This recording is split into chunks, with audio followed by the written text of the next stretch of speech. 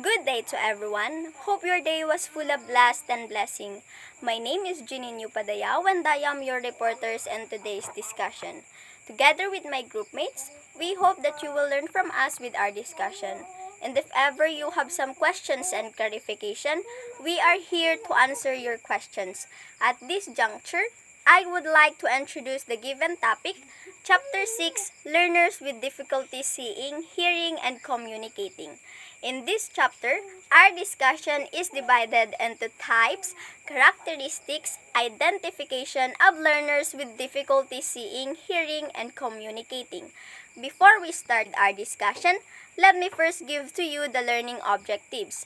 By the end of the discussion, you will be able to identify and characterize the different types of learners with difficulty in seeing, hearing, and communicating. Yes po, sa chapter pong ito, i-discuss po namin ang types of learners na merong problema or nahihirapan when it comes in seeing, hearing, and communicating.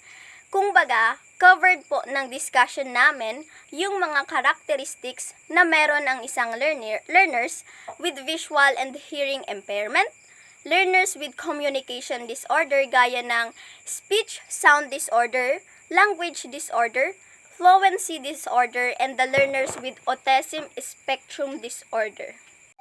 To get started, the first one is the learners with difficulty seeing. Marami po tayong terms na nagagamit or associated when there's a difficulty in seeing. According to Hayward 2017, merong 4 legal definition na often gamitin, and those are the visual acuity, legal blindness, partially sighted, and the tunnel vision. When we say visual acuity, it is the ability to distinguish forms or discriminate among details. It is usually measured by the reading letters, numbers, or other symbols from the Snellen eye chart.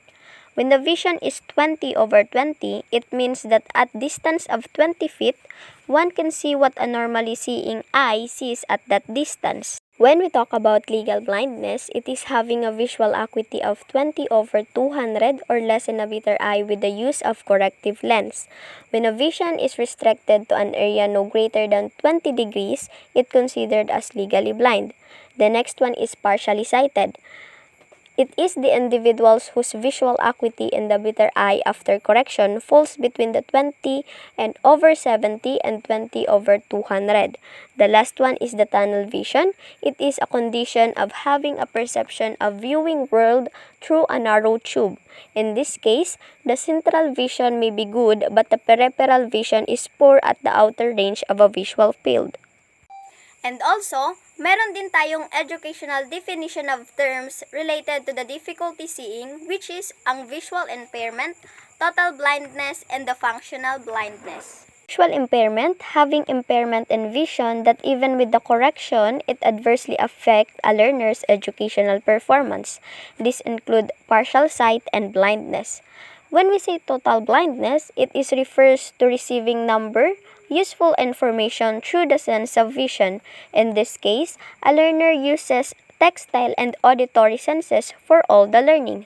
While the functional blindness, it is having so little vision that one's learners primarily through the tactile and auditory senses.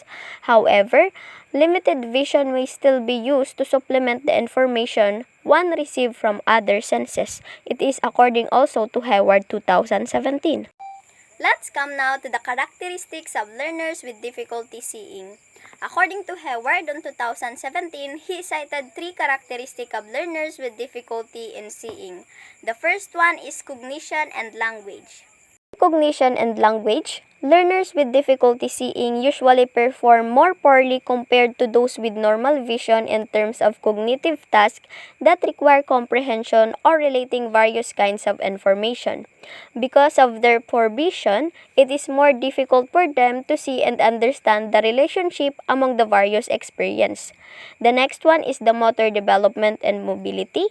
Blindness may also result to delays and deficits in motor development. Vision is also important in telling the distance of an object and direction of movement. Another is the social adjustment and interaction. Children with visual impairment may engage in less play, which could affect their social skill development. Among adolescents, having visual impairment may increase social isolation, and more effort on the part of an individual with visual impairment is needed to be able to make and keep some friendships. We have 8 types and causes of visual impairment. The first one is amblyopia. It is a reduction in loss of vision in the weaker eye from lack of use. It is caused by strabismus, unequal refractive errors or opacity of the lens or cornea.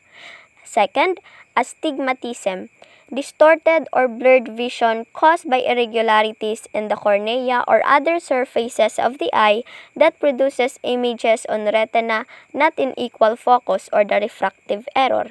The third one is the cortical visual impairment or the CVI, impaired vision caused by damage to malfunction of the visual cortex or optic nerve or in both.